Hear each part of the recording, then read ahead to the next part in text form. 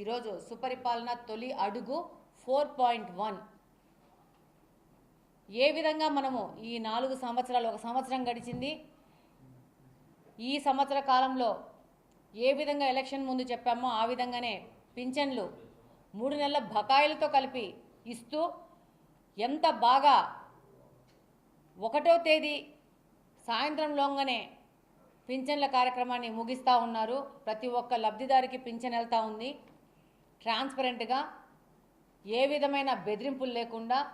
దాంతోపాటే ఆ తరువాత రాష్ట్రం మొత్తము అతుకులు గతుకులైపోయిన మన రాష్ట్రాన్ని మన భవిష్యత్తుని సరిదిద్దుతూ గుంతలన్నీ పూరించి మన యొక్క ఆర్థిక పరిస్థితి బాగాలేకున్నా కానీ ప్రజలకు సరైన రోడ్లు ఇవ్వాలని చెప్పేసి గుంతలన్నీ దాదాపు 868 కోట్ల డబ్బు